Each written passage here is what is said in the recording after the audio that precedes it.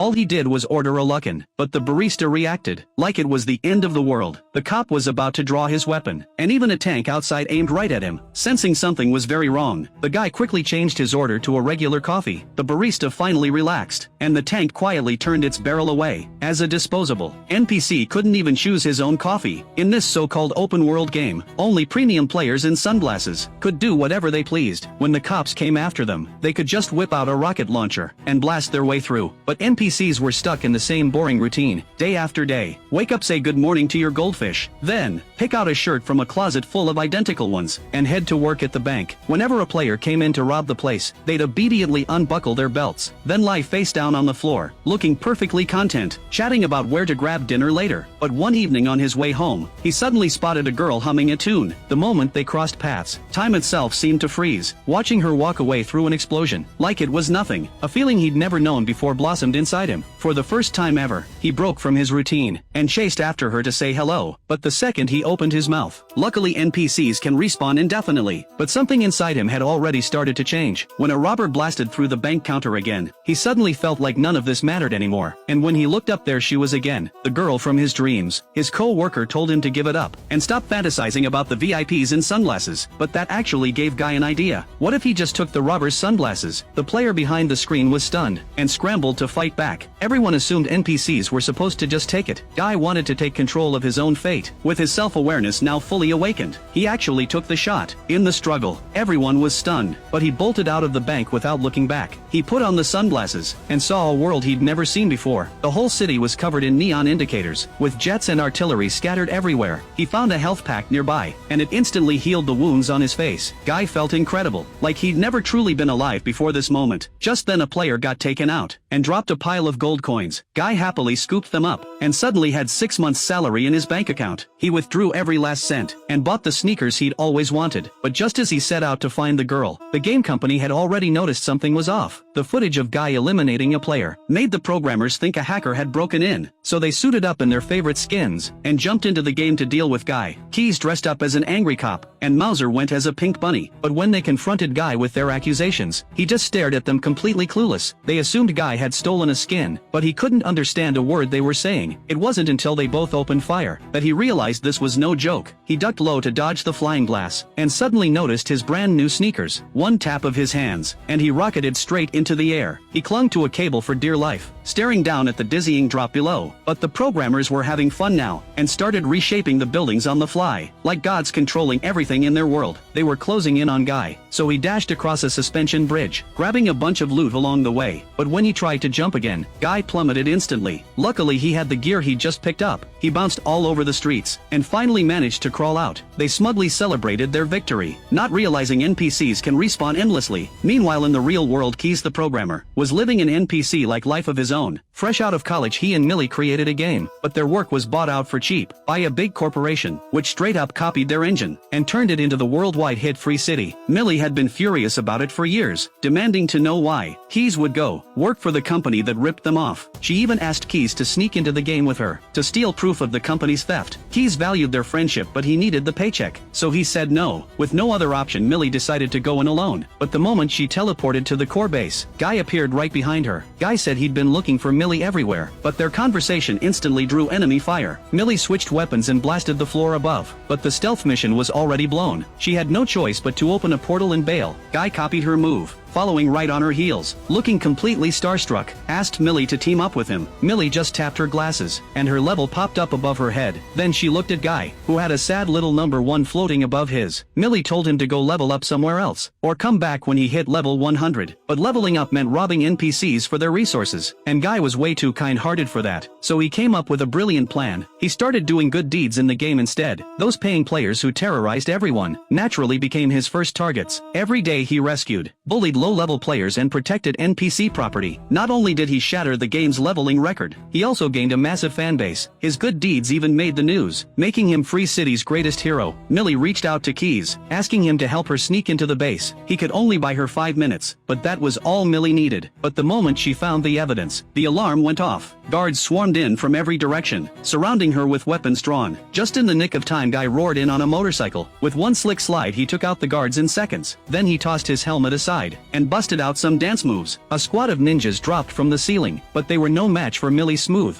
combat skills. Guy was supposed to be the hero saving the day, but he couldn't help gawking at her like a lovesick puppy. It wasn't until a guard swung at him that he snapped out of it and fought back with a steering wheel. He hopped back on his Ducati, ready to get Millie out of there. Millie did an elegant backflip and landed perfectly on the bike behind him. The two worked together seamlessly, fighting their way out and crashing through a window. The chemistry between them was undeniable. Then Millie realized a critical problem. They grabbed onto a paraglider and escaped. Guy had really impressed Millie this time. He seized the moment and asked her on a date. He even got her favorite bubblegum ice cream, that same oddball flavor. Gave Millie a strange sense of deja vu. They swung on the swings together, talking about everything, from childhood memories to life dreams. And when the moment felt right, they couldn't help but kiss. But watching these two get closer so fast, Keynes felt a pang of jealousy. He tried to figure out who Guy was in real life, only to discover that Guy was just a string of code he'd written years ago. All that exponentially growing data was a mirror of his own personality and preferences. Eves rushed to tell Millie that the one she was falling for was just a line of code, but Millie absolutely refused to believe that her first kiss had been with an NPC. Then she remembered there's no kissing feature in the game, and she had no choice but to face reality when Keyes hit her with even worse news. The company was about to launch Free City 20. Once it went live, all the data would be wiped clean. They had just 48 hours before the upgrade. They had to steal the evidence before then. Millie raced to find Guy and brought him to a hidden bar. On the screen, footage played of NPCs living the same exact life on repeat day after day. Millie told him the whole world was just a game, and he was just another NPC in it. He looked at her in disbelief, but the next second, he saw on the screen that his dreams, his feelings of love, were all pre-programmed into the system. He walked out of the bar like a ghost, ignoring Millie's pleas to stop. He'd always felt like something was missing in his life. It wasn't until Millie showed up that the void was finally filled. Gunfire erupted all around him, but he didn't hear any of it. Even a punch out of nowhere couldn't break through his numbness. He ran to the shoreline alone, desperate to test what Millie had told him, and when he slowly reached out his hand, he hit the invisible edge of the entire world. Shattered. He stood in the middle of the road screaming that everything was a lie. The world might be fake, but the pain was real. He told his co-worker Buddy the truth, but Buddy couldn't care less. Even if the whole world was an illusion, that didn't change what they felt in the moment. Even the smallest sting of heartbreak was proof that he'd truly been alive. Inspired by Buddy's words, Guy decided to help Millie steal the evidence. He expected a big fight, but it turned out the guard was his biggest fan. In the real world, the guard was a game streamer who wasn't about to pass up a selfie with a legend. He pulled up the evidence right away and handed it over to Guy without a second thought. He even sent them off with a goofy dance, taking the entertainment value to the max. Guy rushed to deliver the evidence to Millie, saving her just in time. But suddenly the evidence vanished. Millie froze in place as if time had stopped. Entire world hit pause. Everyone stood completely still. Pixelated glitches flickered everywhere, and every player vanished in an instant. It turned out that after Guy went viral, he'd built up an enormous online following. Fans treated him like an icon and started boycotting the Free City update. With profits tanking, the boss ordered Mouser to reboot the servers. Players went absolutely ballistic. Millie was devastated. The second the servers came back online, she logged in immediately, but Guy had been reset to factory settings. He had absolutely no memory of who Millie was. Fortunately, Keyes called to explain that a server reboot wouldn't affect the original programming. All it would take was the right trigger to wake Guy up again. When he'd first created that character, he'd programmed Millie as Guy's dream girl, and sure enough, the moment they'd met, his self-awareness had started growing uncontrollably. Guy, who should have felt nothing, had suddenly felt what it meant to be alive. The one who started it had to finish it. Millie knew exactly what to do. She burst into the bank, grabbed Guy and dragged him outside. She pulled him into an empty alley and used her secret weapon. His memories came flooding back, swirling together into a kaleidoscope of images. In the air, Guy didn't just remember Millie, he also remembered where he was originally built. Turns out his apartment had been hiding the original code's reflection. All along, when the boss plagiarized the code, he only copied the surface and forgot to delete the reflections baked into the engine. The original build was beyond the sea's edge, and the game engine wouldn't let anyone cross the ocean. Just when Millie was at a loss, Guy suddenly had a bold idea. Using his fame, he gathered every single NPC together. Everyone had their own dreams, but the system kept them locked in place. Only by making that first real choice could they finally break free from a life controlled by the system. Inspired by Guy's words, everyone banded together. The next day, when players logged in, the bank was completely empty. Streets were deserted. Every NPC had mysteriously vanished. Players were freaking out. The boss sensed a crisis brewing. He rushed back to the office and ordered Mouser to take out those two troublemakers. None of the NPCs were following orders anymore. They were all partying at a coffee shop. The boss lost it completely and ordered everything to be destroyed. Skyscrapers began crumbling, the ground shattered beneath their feet. The whole world was closing in on them, about to crush them into nothing. But Keys came through in the clutch, carving a path for them out of thin air. Guy barely made it out alive, and finally reached the death beach. But on the other side, the boss had already caught Keys. Keys flipped him a friendly middle finger, and made his choice. Debris morphed into a dragon, forming a massive bridge across the sea. The boss was desperate now. He actually deleted every player's account. Millie vanished into nothing, and Guy was completely on his own. But the moment Keys was fired, he secretly went live to the entire internet. Every player was glued to their screen, waiting for Guy to turn things around. But to stop him, the boss unleashed his personally crafted ultimate weapon. Guy didn't stand a chance against this beast, and was punted dozens of meters through the air. Buddy rushed in to help but was wiped out instantly. A devastating combo left Guy completely defenseless. The boss gave the command to activate the beast's finishing move.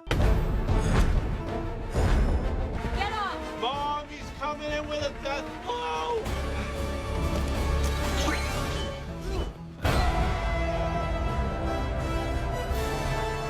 What the shit? That was dumb. Guy put away his fists, and pulled out a weapon from behind his back. A beam of light slowly hummed to life. It was a Jedi lightsaber. The brute was tough, but Guy still had one more trick up his. Guy opened a portal, and walked away from the fight in style, but the brute came back for more, and was about to crush Guy's chest. At the last second, Guy caught his glasses. While browsing through his inventory, he suddenly had an even better idea. Instead of beating this puppet called Dude, why not wake him up? Instead, he put the glasses on Dude's face, and sure enough, Dude stopped cold. A whole new world he'd never seen before had him completely mesmerized. But the boss was out of options now, so he smashed the servers with his own hands. The entire world started dissolving around them. Buddy was caught in its path. Buddy disintegrated in an instant, but his words gave Guy the strength he needed. That security guard right there was a goddamn hero. Emotions raging inside him, Guy sprinted toward the edge of the sea. The world crumbled away behind him, but he leaped anyway, and with the whole world watching, he landed safely on the other side. This island built from dreams and passion. The proof that the boss had stolen and plagiarized their work. He was arrested, and a brand new game was born from the ashes. Millie appeared at Guy's side once more, but Guy told her to go back to the real world. He loved Millie deeply, but that love was just code in his programming. And in the real world, someone had been quietly in love with her all along. Millie stepped away from her computer, and rushed to find Keys. Even though a whole street stood between them, they never felt closer. And back in the game world, Guy found himself a new friend. But looking at this stranger, he still couldn't help missing Buddy. The two embraced tightly, celebrating Buddy's respawn. There was no more bank in this world. They'd never be co-workers again. But the beautiful thing was, they were no longer shackled by anything. The moment they unbuckled their belts, they finally claimed a life of true freedom.